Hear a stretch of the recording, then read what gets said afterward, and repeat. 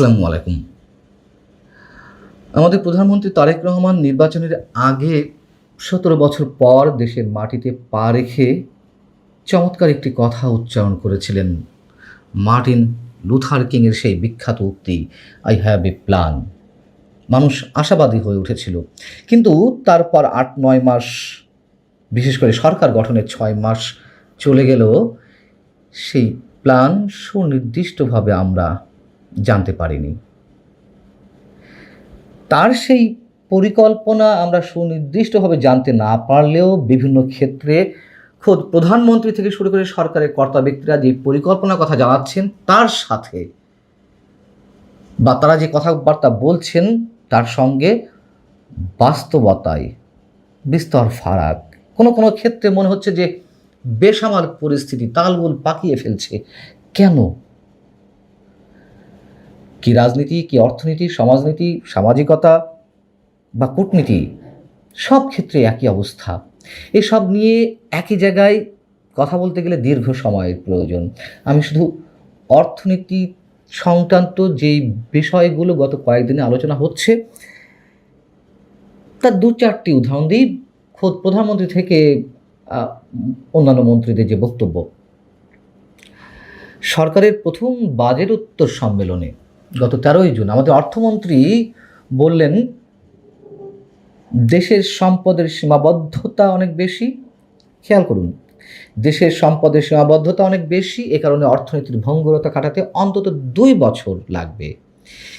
তৃতীয় বছরে গিয়ে হয়তো অর্থনীতি সামনের দিকে এগোবে। এর সাথে তিনি কিছু রাজনৈতিক বক্তব্য দিলেন। বললেন, দীর্ঘ ফ্যাসিবাদী শাসন ব্যবস্থার পর বর্তমান সরকারের প্রতি জনগণের প্রত্যাশা অনেক। হ্যাঁ, জনগণ তো ডক্টর ইউনূস সরকারের প্রতিও প্রত্যাশা রেখেছিল। যাই হোক, তিনি বলছেন যে আকাঙ্ক্ষা আকাশচুম্বী বিনিয়োগ সহজ করা এবং দক্ষ জনশক্তি তৈরির উপর জোর দেওয়া হয়েছে। কিভাবে বিনিয়োগ সহজ করা হবে, কিভাবে বিনিয়োগকে আকৃষ্ট করা হবে, কিভাবে দক্ষ জনশক্তি তৈরি করা হবে? জনশক্তি তো ক্রমান্বয়ে বেকারত্বের অভিশাপের দিকে এগোচ্ছে। এই অর্থমন্ত্রী গত ২ দিন আগে কি বললেন? বিদ্যুৎ গ্যাস নিয়ে যে সংকট, সেই সংকট ৬ মাস বা ১ বছরের মধ্যে সমাধান সম্ভব নয়, ন্যূনতম ২ বছর লাগবে। এখানেও বললেন যে বিদ্যুৎ গ্যাসের সংকটের সমাধান করতে ন্যূনতম ২ বছর লাগবে, অর্থনীতির ভঙ্গুরতা কাটাতেও ২ বছর লাগবে। তাহলে হিসাব কিভাবে মেলে?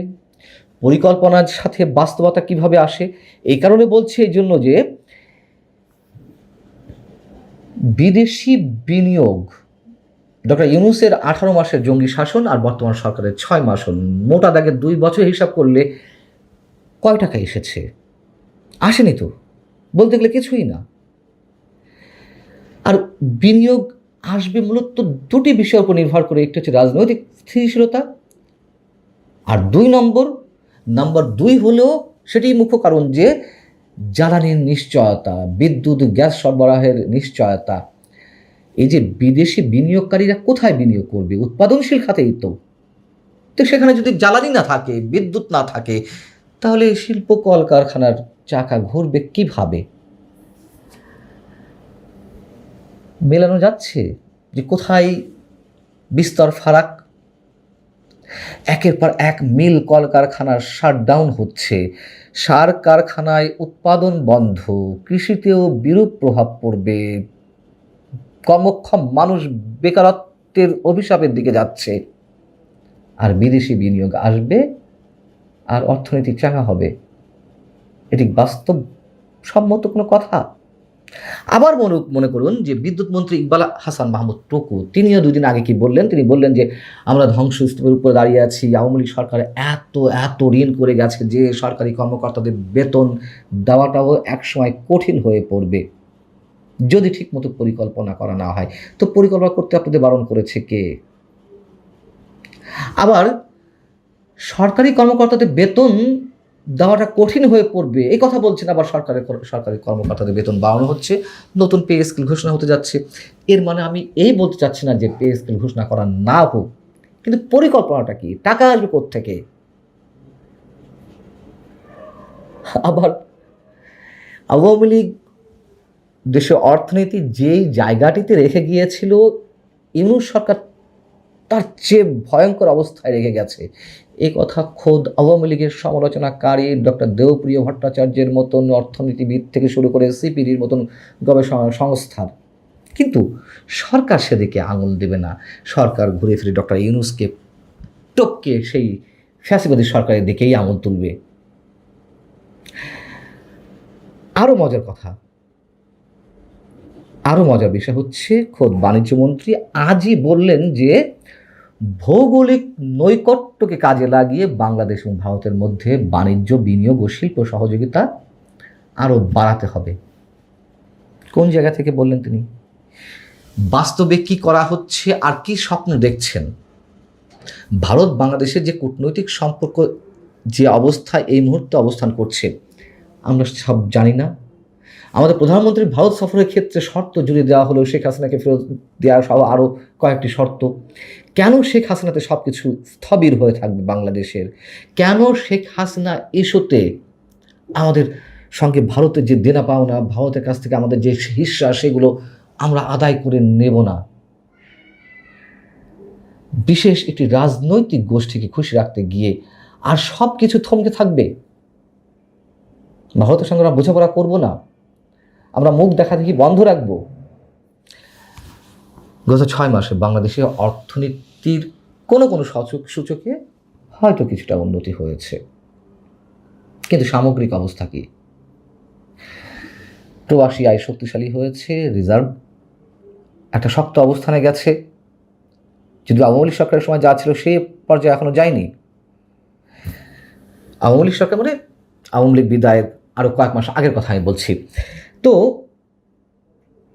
এইসব জায়গায় সরকারের অবদান আসলে কতটুকু থাকে?